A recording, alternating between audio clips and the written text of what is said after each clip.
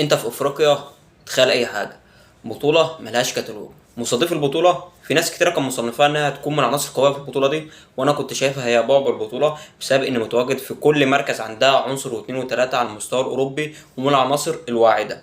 لكن تتخيل عندهم ثلاثه سنتر باكات، ثلاثه يلعبوا اساسيين بصوره اساسيه، منهم لاعب بيلعب مع باير ليفركوزن في كتيبه جابا الونسو، واللاعب ده هو عنصر اساسي مع باير ليفركوزن اللي هو مركز الف في الدوري الالماني، ما بيلعبش بصوره اساسيه او ما لعبش بصوره اساسيه في الماتش الاولاني. وعندهم لاعب من العناصر من اكبر قيمه سوقيه على مستوى السنتر باكات في افريقيا، هو عنده 20 سنه وبيلعب في سبورتنج لشبونه. لكن كان ينقصهم برضو الخبرات، لان اكبر لاعب عندهم في التشكيله الاساسيه الماتش الاولاني هو اللاعب الظهير الشمال، عنده 28 سنه. واللاعب تقريبا المفروض يكون من عناصر الخبره هو اللاعب فرانك كيسيه، عنده 27 سنه.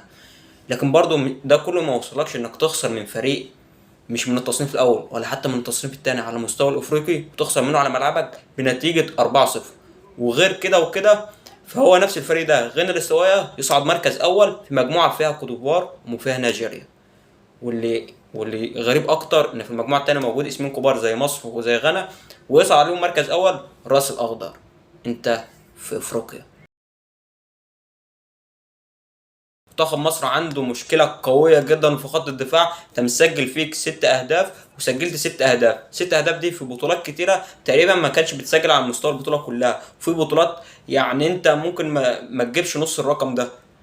في مشكلة قوية جدا في خط الدفاع، كنا في اول ماتشين كنا بنتكلم ممكن المشكلة تتمركز في منطقة الهاف ديفندر او منطقة نص الملعب، بسبب وجود النني ما كانش فيه ناس بتدافع كويسة، فكان بتزود الضغط او البريشر على خط الدفاع. لكن في الماتش اللي فات انت موجود لاعب مروان عطيه وامام عاشور، اتنين من افضل لعيبه في الماتش ده، خصوصا امام عاشور اللاعب اللي اتكلم عنه صحفي كيني ان هو افضل لاعب في البطوله دي، اللاعب رقم 8 اللي هو اسمه امام عاشور ده بنفس النص اللي قاله، فهو افضل لاعب في بطوله 2024 او 23 اللي مقامه في 2024. امام عاشور عامل كل حاجه في الكوره، امام عاشور عنده نقطه قويه عن باقي اللعيبه بمراحل. اللاعب ده في وقت ممكن الموضوع في متنشن ومفيش حد كل اللعيبه خايفه، كل لعيبه بتحاول تهرب تبص الكوره عشان ما تتحملش نفسها المسؤوليه، ده يخش وسط 2 و3، وممكن لاعب تاني يقول لك لا الكوره ممكن تتقطع وترد بهجمه مرتده واشيل انا الليله، لا كان بيخش بثقه عاليه جدا، بيخش في مناطق قويه ويشوط، كان ممكن يسجل كذا هدف كذا طريقه. ده غير كده ان هو بيقوم بدور دفاعي باكمل وجه زيه زي الهجومي. لاعب ناس شبهته بزي حسني عبد ربه، هو لاعب فعلا زي حسني عبد ربه، حسني عبد ربه من اكتر اللعيبه متكامله بخط الوسط على مستوى تاريخ مصر. امام عاشور ماشي في السكه دي وان شاء الله يكمل في السكه دي.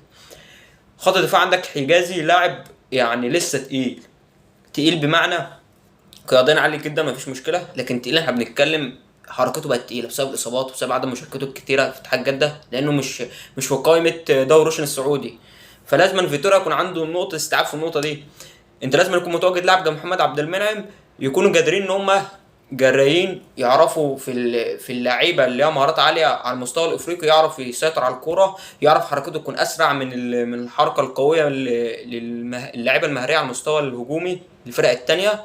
لاعب زي ياسر ابراهيم، لاعب زي احمد سامي، ما تحطش علي جبر، ما تحطش احمد حجازي، خصوصا انك ما بتلعبش زون ديفنس وبتلعب الكره العاليه فمحتاجه اطوال بس. وحتى ما شفناش جمل على مستوى العرضيات عشان تقول ده انا بستخدمهم على طول، او على مستوى الفاولات عادي ممكن تحط لاعب على الكورنر، لاعب زي محمد عبد المنعم بيجيدها رغم ان هو مش اطول من حجازي او مش اطول من علي جبر، ارتقاء ياسر ابراهيم عالي برضه ممكن تستفيد منهم. اتمنى فيتوريا يغير حساباته خصوصا في خط الدفاع، لان ان شاء الله الماتش الجاي مش خلاص انت موضوع التعادل بنساه، الا بل انت ناوي تقفلها وتوصل لضربات الجزاء، ده لو انت عايز تغير حساباتك، لكن غالبا فيتوريا مش هيغير حساباته. لو لا قدر الله ما عرفناش نتخطى العقبه دي، فاحنا داخلين على سيناريو 2019 ونطلع من دور 16، ربنا يستر في اللي جاي. سلام.